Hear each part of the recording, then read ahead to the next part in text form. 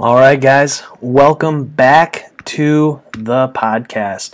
Glad to have you here with me this week, and it is good. It's good to be back, right? It's been a couple of weeks. Was out traveling, visiting family, traveling through Illinois with my mom, visiting aunts and uncles, and got to see a few of you in Bloomington Normal, which was absolutely fantastic.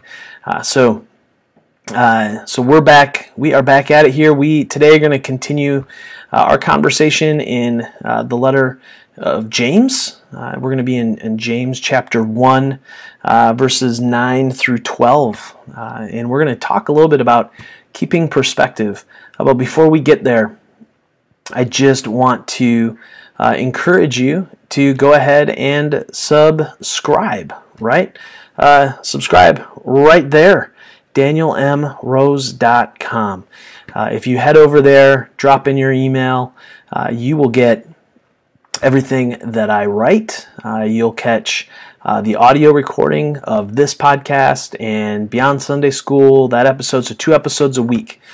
You'll get dropped right into your email inbox. You can also subscribe to the Love Well podcast anywhere that you get podcasts. At danielmrose.com, I'm also writing every day, and I'm writing my knee-jerk devotional. So I'm taking a passage from the Book of Common Prayer's daily lectionary, daily office, and reading it, processing it, and just kind of giving you my initial thoughts. So it really is my knee-jerk reaction to the scripture that I'm reading and meditating on for the day. And so I hope that you will. I hope that you will find that helpful. This week, I've started turning that daily writing into an audio podcast. And if you go to, it's live on Spotify right now. So if you go to Spotify, you can look up the Knee Jerk Devotional, and you can subscribe. It's 3 to 5 minutes, and it's going to be posted every morning. Very soon, it'll be everywhere that you find podcasts: Apple Podcasts, Google Podcasts. Anywhere that you are looking, you'll be able to find the Knee Jerk Devotional podcast. If you don't want to go to Spotify or don't want to wait till it gets to those other sources, you can go to anchor.fm/kneejerkdevotional and grab the podcast. So let's see. So subscribe, and if you're looking for the video of kind of the video archive of today, you can always go to youtube.com/DanielRose. Find it there, along with all of the Knee Jerk devotionals. You can catch up with what I'm recording in those places. The other thing that I would encourage you to think about is joining me for the virtual book club that I host Thursday nights at 9:30 p.m. on the Simple Theologian Discord. We are reading through Amusing Ourselves to Death by Neil Postman, and we're on chapter 2, so you can still jump in here at the beginning. So Thursday nights, 9:30 Eastern on Discord. If you need an invitation to the Discord, just hit me up with a direct message here on Facebook, and we will get you connected. All right.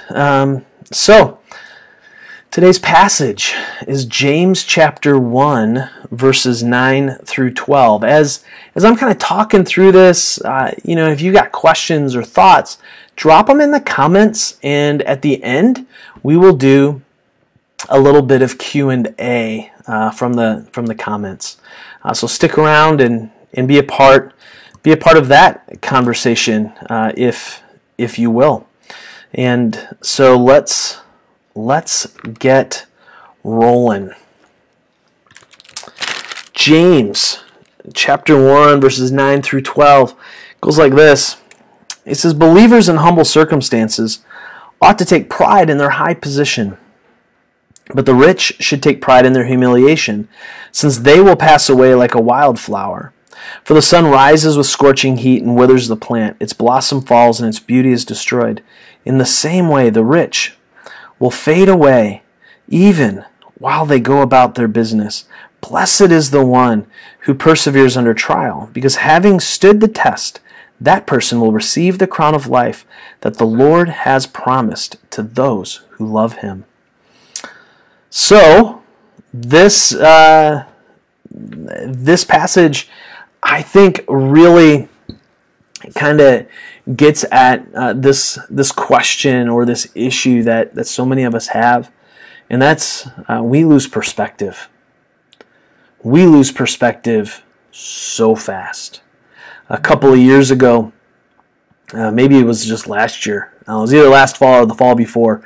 Ethan was playing football, and I don't remember what passage we were talking about, but I had said, I had kind of talked about how, when we have an eternal perspective, what that does is it allows us, to kind of see this big picture. And when we are caught up in our circumstances, when we have lost perspective, it's like we're standing there right there like this, right up in front of a tree. When you're standing in front of a tree like this, you can't see the forest. All you can see is the tree. Now, the tree might be beautiful. The tree might have amazing leaves and branches and a root system that is unbelievable. But the beauty of the single tree is dwarfed. It's dwarfed in the context of the forest. When we lose perspective, it's like missing the forest for the tree. So, James here, he's kind of pushing on this a little bit, right? He says, believers in humble circumstances ought to take pride in their high position. What? What's he talking about here when he's talking about this believers in humble circumstances thing? And how do they have a high position? Well, humble circumstances could mean people who are poor, people without financial resources. But but it's not just that, right? The humble circumstances here is also people who don't have societal or cultural power. They're kind of on the outside looking in. They're on the fringes of society, and this is what happened to followers of Jesus. Early in the story of Christianity, following Jesus back in the day was not easy. If you were a Jewish Christian who James is writing to, and you embraced the Messiah, a lot of the synagogues were putting you out, and we saw that even in the Gospel of John, right? He talked about that as we looked at one of those I am passages. The man who was born blind, he got put out of the synagogue because he wouldn't denounce Jesus, and so it cost something to follow Jesus in the first century. It cost something financially, because the synagogue was kind of the center of the society. So it could have costed you jobs. It could have cost you family. It could cost you friendship. It was hard. It was hard to follow Jesus as the Christ in the first century. Not only that, if you were a Gentile follower of Jesus, it cost you just as much. I was studying Romans, a couple years ago, and just the reality of what it was like in Roman society for somebody who began to follow Jesus was brutal.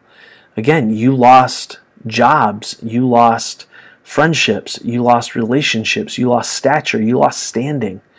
You would lose all of these things in the first century, and that is hard.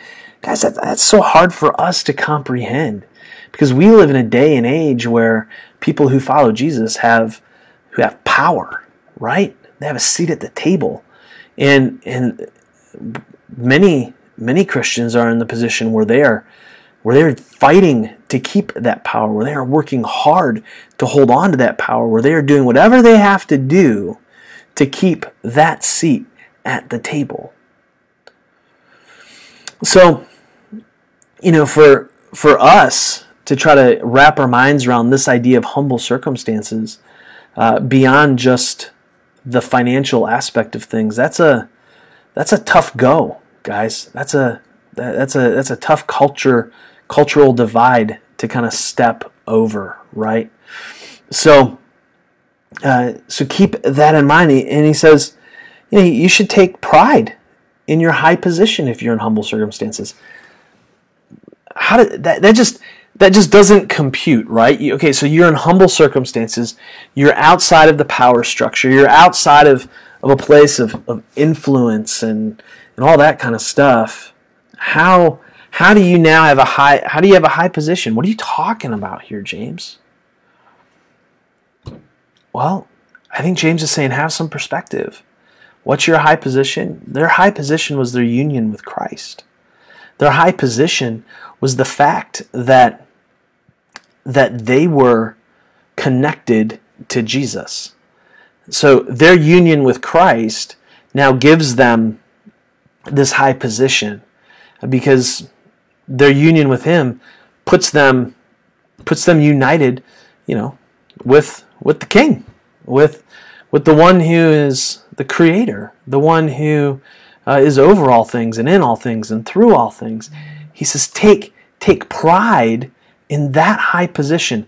Now, the pride here is not some sort of haughty boastfulness, like, I'm better than you are. It's not what he's talking about.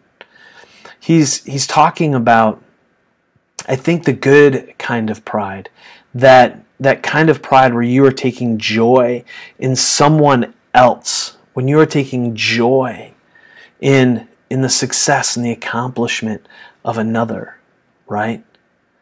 In the same way that maybe you take joy in your child's accomplishments, not because you're living through them, but because you truly are taking joy in seeing them succeed, or a neighbor or a friend.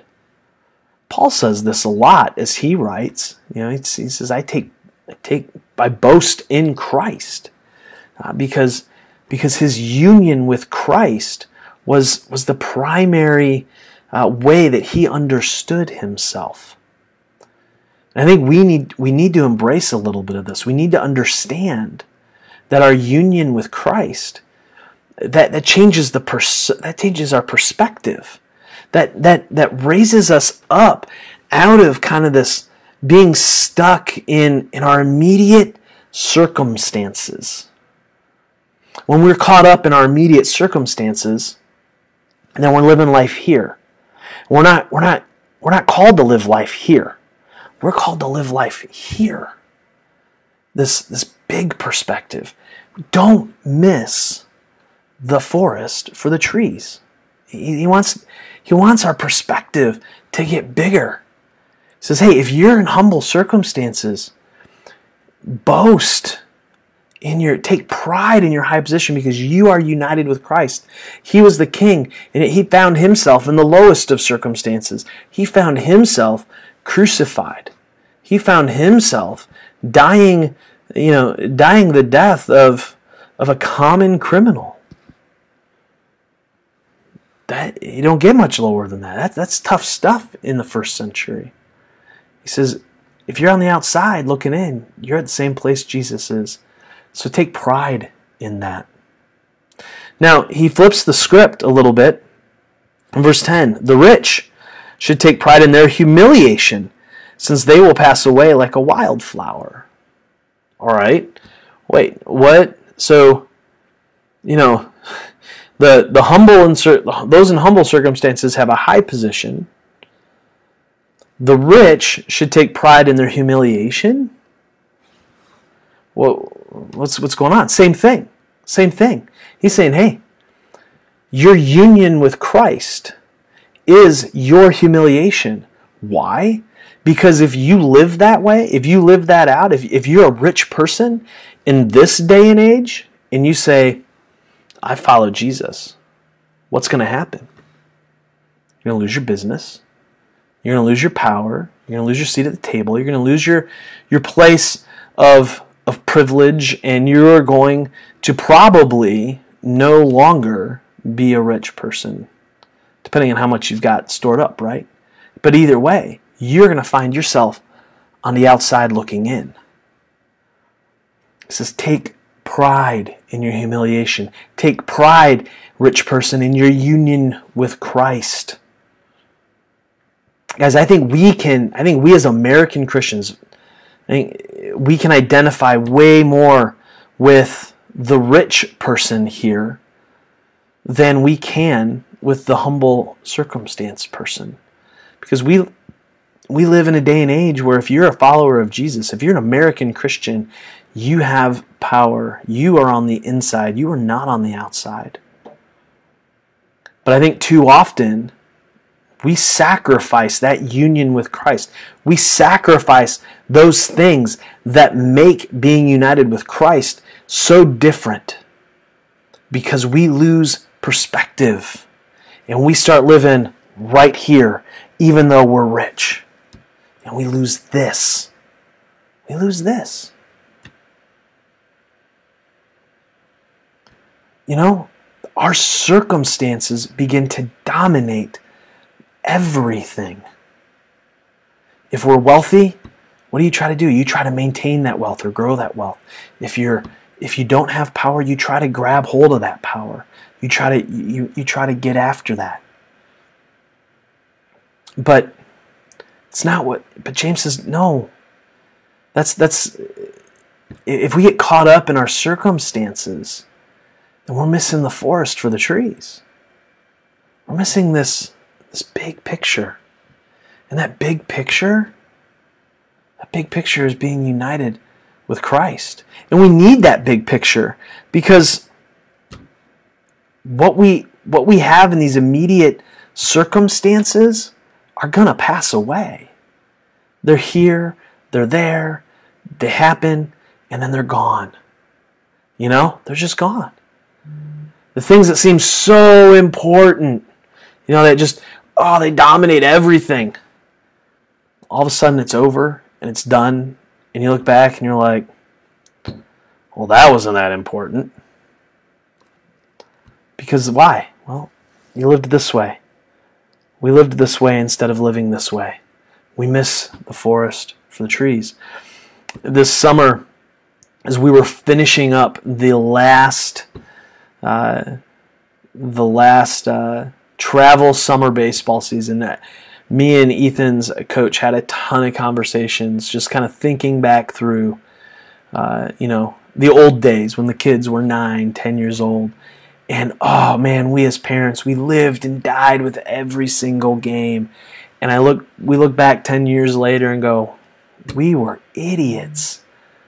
What were we thinking? Those days passed away. Enjoy the beauty, right? Enjoy the beauty you have in this moment, but realize it's going to pass away. Don't miss the forest for the tree, right? I love how James puts this in verse 11. He says, the sun rises with scorching heat and withers the plant, its blossom falls and its beauty is destroyed. In the same way, the rich will fade away even while they go about their business. See, he doesn't say that the wildflower is ugly. No, he acknowledges the beauty of the moment. He acknowledges the beauty of the wildflower. But he's saying, don't get caught up in that with that wildflower. Right? Don't miss the forest for the trees. Yes, that one moment is beautiful. Yes, maybe in this circumstance and life is going great and it is beautiful. But take the big picture. Those in humble circumstances, guys, life can be hard. Life can be hard, right?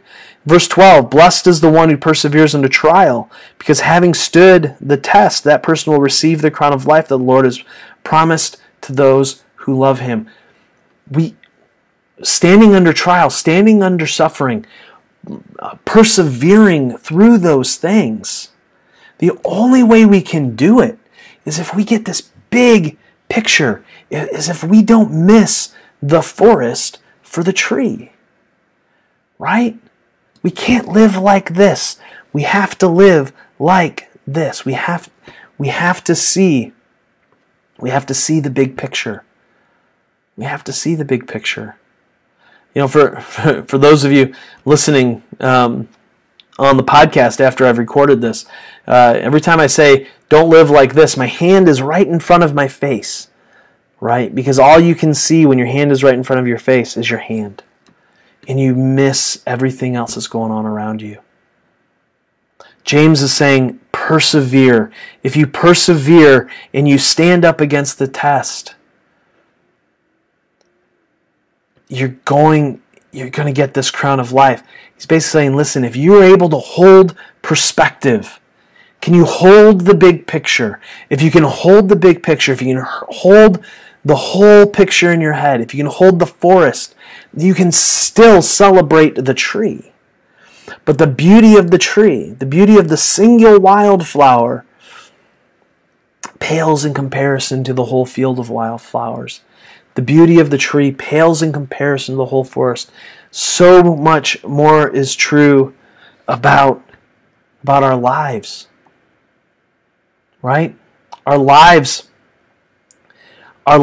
yes, they are made up of moments, but our whole life is so much more than the individual moment. When we are walking through trial, when we are walking through suffering, when we're walking through hard things, if we are focused only on those circumstances, only on those things, only on those moments, then we're not going to be able to persevere because that moment will eat us. But if we can hold the perspective, if we can hold on to this broader perspective of union with Christ, understanding that there is so much more to reality in life than just this one little moment, if we can hold on to that perspective, oh man, life gets better. Life gets so much more beautiful. James is saying, don't focus on your circumstances. Whether you're in humble circumstances or whether you're rich, don't focus on the circumstances. Focus on the big perspective. Focus on the eternal perspective. See the big picture. Right? See the big picture. It's so beautiful. And it's so worth it. So, yeah, that's this week. You know, hold the perspective, right? Hold the perspective. Don't miss the forest for the trees.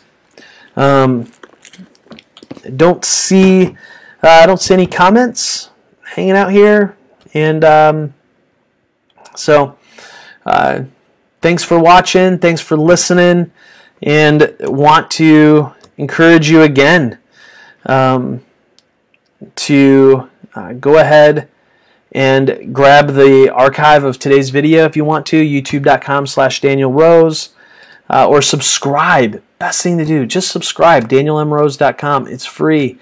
You get the knee-jerk devotional. You get, my 2 longer podcasts dropped right into your email every week. And then also encourage you to head over to anchor.fm/knee-jerk devotional if you want to subscribe to the audio version of the knee-jerk devotional. If you're not into video, if you're not into text, that's the way to go. So, yeah, guys, thanks for being with me, and until next time, love well, my friends.